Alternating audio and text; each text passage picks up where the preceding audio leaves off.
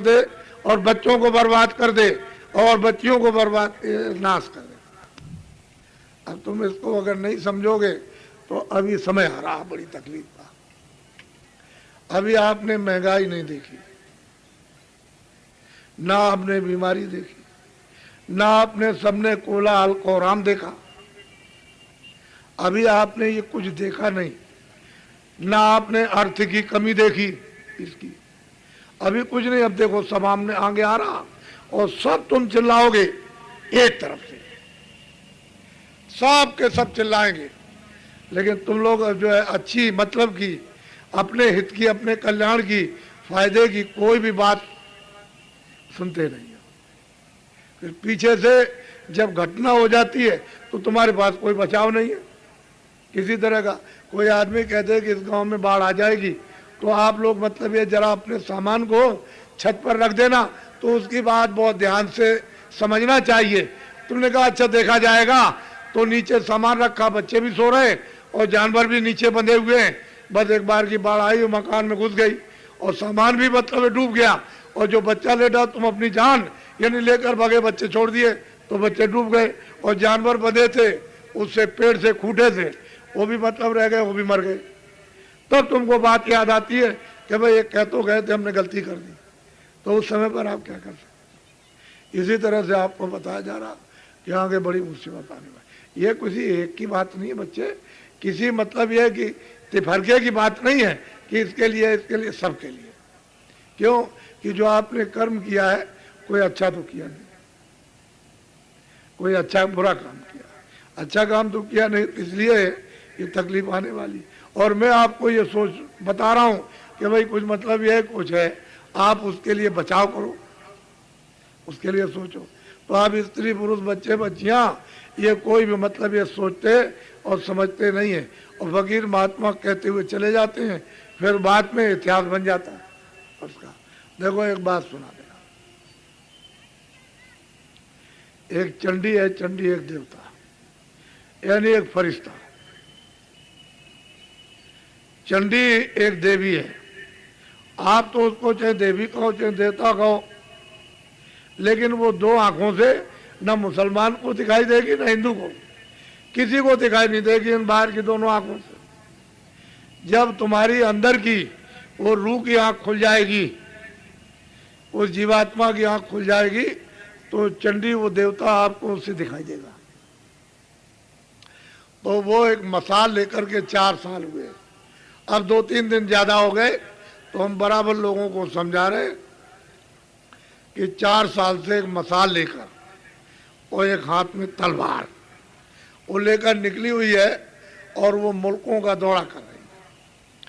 तो जिस मुल्क में जाएगी वहाँ दौरा करेगी पूरे मुल्क का यानी पूरे देश का, और वहाँ के धन को गायब कर देगी। अब ये नोट करने वाली चीज़ है, मैं तो पढ़े लोगों को नोट करा रहा हूँ ना, अनपढ़ों को नोट नहीं कराता हूँ।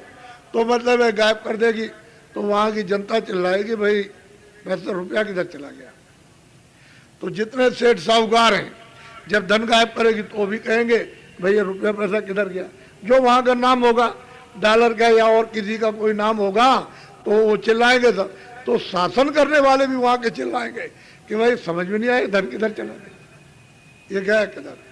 अच्छा उस मुल्क में उस देश में जाएगी तो वहाँ गायब कर देगी, फिर उस देश के लोग सब चिल्लाएंगे, सब छोटे बड़े सब शासन सब चिल्लाएंगे, अमीर गरीब और शासन करने वाले।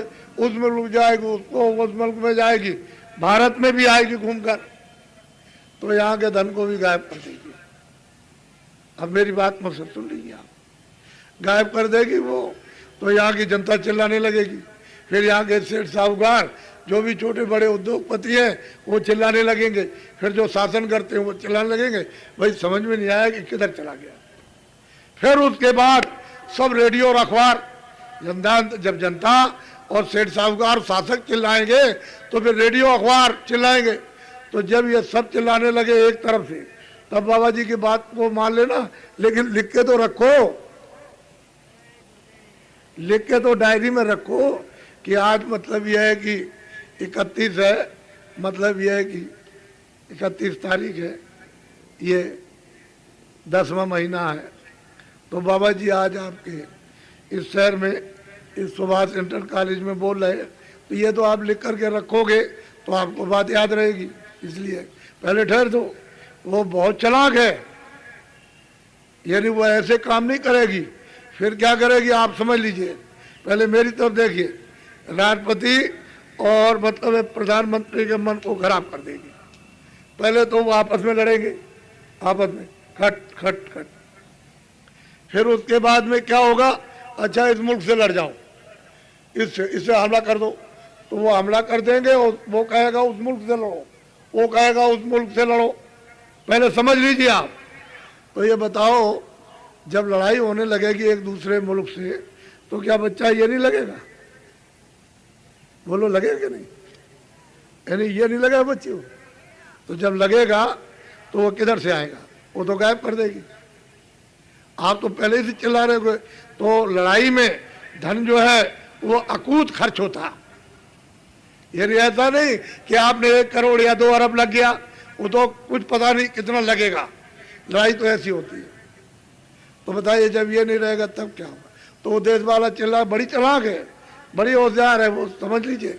वो फिर चिल्लाएगा कि हमारे अनाज नहीं रहा, वो चिल्लाएगा हमारे अनाज नहीं, वो चिल्लाएगा हमारे नहीं, कहेगा भाई तुम हमको जल्दी से उनसे मिलेगा। मतलब ये है कि जो उनके राजदूत रहेंगे, भाई तुम अपने मुल्क से मंगवा दो, तो वो भेजेंगे खबर, तो वो कहेंगे भाई हमारे यहाँ भी नहीं है। तो बताइए फिर क्या होगा? उसमें भी तो ये चाहिए कि कोई मुफ्त दे देगा। अरे उसमें भी तो ये चाहिए, धन चाहिए, तो क्या वो अनाज मुफ्त में दे देगा? कम से कम बड़ी चालाक है, बहुत होशियार है, वो ठिकाने लगा देगी। अभी आप समझ नहीं रहे, बड़ी बड़ी आगे तकलीफ आने वाली। इसलिए आप लोग दिन में करो काम, खेती दुकान दफ्तर का ईमानदारी के साथ जो भी करते, शाम को आओ अपने अपने बच्चों की सेवा करो। तुमने बहुत गलती की है, इसमें 2 बात नहीं है, जरा भी कोई गुंजाइश नहीं है। क्योंकि जब से आपको 47 से आपको मतलब ये 48 में यानी राज मिला था, तो आपको सबको उपदेश करना चाहिए था, सब लोगों को। देखो भाई, भारत आज़ाद हो गया, ये कारखाने आपके, ये दुकानें आपकी हैं, ये दफ्तर आपके हैं, ये रेलें आपकी हैं, ये बसें आपकी हैं, और ये स्कूल आपके हैं, और ये खेत आपके हैं, ये फसल आपकी है, और सब आपके काम आएगी, और सब आपके ज़रूरत पर काम आती है। इनमें राष्ट्रीयता, इसमें मानवता, इसमें मतलब ये है कि अपनी व्यवस्था का भाव अगर भर देते और इनको बोध करा देते कि हमारा दायित्व, हमारा कर्तव्य है, तो जितनी तुम मेहनत करते और की थी उसकी सबकी बचत हो जाती।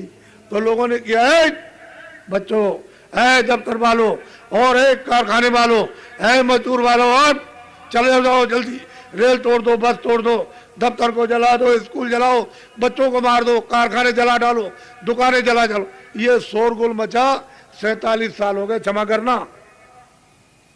आइए बताओ फायदा क्या हुआ? ये मुझे बताइए, कितनी हिंसा देश में हुई?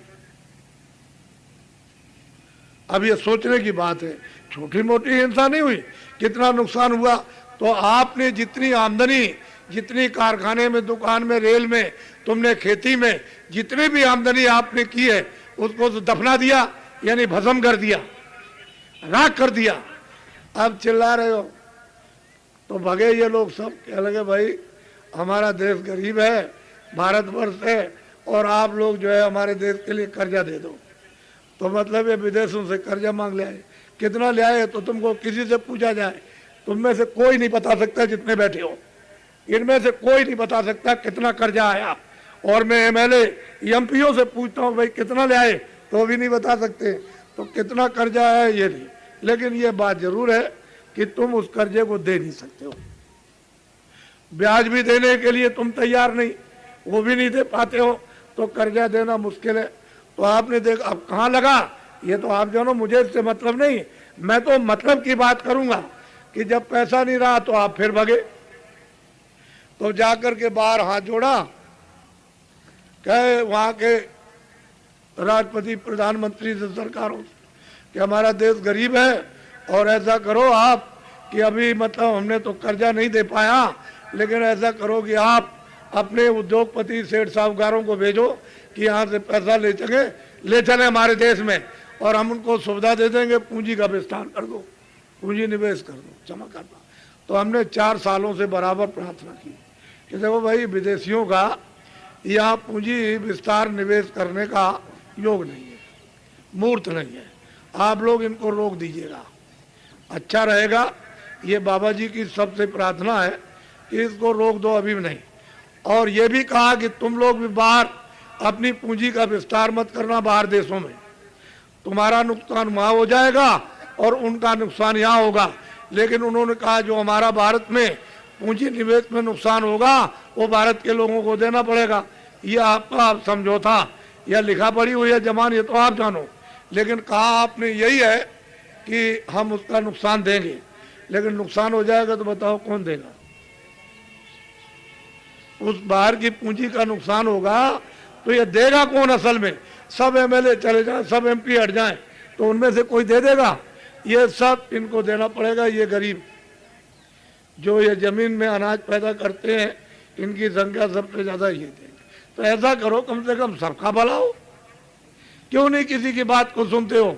वो तो सबकी बात, हिंदू मुसलमान छोटे बड़े सबकी बात, राजा रैयत की सबकी बात करते हैं, सबका भला हो। भाई तुम्हारा शासन चले और जनता ठीक रहे और कर्मचारी अधिकारी अपना काम करें, दुकानदार अपना काम करें, वो तो सबका भला चाहते हैं और सब सुखी रहेंगे तो वो भी सुखी। नहीं तुम घेर करके चिल्लाओगे काम को बड़े करते, बड़ी तकलीफ है। क्योंकि वो तो मैं रोज सुनता हूँ, इसलिए मैं कांपता रहता हूँ। तो तुम्हें बताना तो जरूरी है, तो पहले समझ लो इस बात को बड़े ध्यान से। ठहर जाओ। क्या तुमने अपनी बुद्धि से ये नहीं सोचा कि 2 अरब की मानव मंडी है? ये भारतवर्ष की आबादी 2 अरब की है, 2 अरब की, उससे कम नहीं। ऊपरी गिनती में गिनती गिनोगे तो ऊपरी निकलेगी, नीचे नहीं। तो 2 अरब की मानव मंडी, तो ये मतलब है सब लोग चाहते हैं कि चलो भारत में चले और वहाँ अपना सामान बेचे चल गए। तो वो यहाँ आएंगे, आए तो उन्होंने क्या किया आपको मालूम है? उन्होंने यहाँ आए, देखा इस कारखाने में क्या बनता है, इसमें क्या बनता है, इसमें क्या लोहा क्या बनता है, कपड़ा क्या बनता है, ये क्या मशीनरी क्या बनती है, ये सबका नक्शा बना के ले गए वहाँ ले गए। तो उन्होंने देखा कि भाई इसका दाम हिंदुस्तान में कितना है, 400 रुपये। उन्होंने उसी चीज़ को बनाया तो बहुत सुंदर और मजबूत, और 400 रुपये उन्होंने 50 रुपये दाम रखा। नहीं मुनाफा लेंगे, नहीं लेंगे थोड़े दिन, बड़े चालाक हैं। तो उन्होंने सामान बना करके फेंक दिया इस मंडी में। तो तुमने देखा भाई ये सामान तो बहुत अच्छा है और मतलब बहुत सुंदर और बहुत मजबूत है, और कितने दाम का? कह ले 50 रुपये का। तो लोग कह लगे 2000 रुपये लेते जाओ, हमारे लिए ले आना, हमारे लिए 10 सामान ले आओ, 20 सामान ले आओ। तो मतलब इधर उधर से लेने लगे। तो ये जितना सामान आपका दुकानों पर रखा है, कारखानों का बना हुआ, ये बच्चों जब तुम्हारा सामान नहीं बिकेगा ए दुकानदारों, तो तुम उस सामान को जो कारखाने बन रहा फिर और नहीं मंगवाओगे, और नहीं आएगा। क्योंकि जब ये बिकेगा नहीं तो क्यों मंगवाओगे? तो उनका वहाँ गोदाम जमा हो जाएगा। तो उनके लिए तो मजदूरी चाहिए, उन मजदूरों को, क्लर्कों, मैनेजरों को ये चाहिए। तो जब सामान नहीं उठेगा तो मजदूरी किधर से आएगी? तो कारखाने बच्चे बच्चियों स्वाभाविक बंद हो जाएंगे, बंद हो जाएंगे, बंद हो जाएंगे। तो जब वो घर बैठ जाएंगे तो उनके बच्चे जो स्कूलों में पढ़ते हैं, कभी आपने सोचा है कि उनके बच्चे जो पढ़ रहे हैं, कितने स्कूल हैं देश में? कभी आपने गिनती कभी सोची है? कभी आपने कभी देखा कितने बच्चे पढ़ रहे स्कूलों में सारे देश के अंदर? तो ये बताइए कि वो घर बैठ जाएंगे तो मतलब है उन्हीं की नौकरी छूट गई, मैनेजर और मतलब क्लर्कों की और मजदूरों की। तो अभी बताइए कि आपको इन बच्चे पढ़ते हैं, इनको काम किधर मिलेगा? ये बताइए। अब ये तुम्हारे मतलब की बात नहीं है, ये मेरे मतलब की है, इनके मतलब की नहीं है। ये तो तुम्हारे बच्चे हैं सब जो स्कूलों में पढ़ते हैं। तो ऐसा करना चाहिए कि अपने सेठ साहूकारों को हिंदुस्तान के बुला कर के सामने उनसे बात करो कि हम तुमको सुविधा देंगे पूरी, और तुम ये बताओ कि कहीं से धन ले आओगे, पूछा नहीं जाएगा, हम उसकी सुविधा दे देंगे और उस पर इनकम टैक्स लगेगा नहीं। जो पीछे देते हैं उसी को देते रहो। लेकिन नया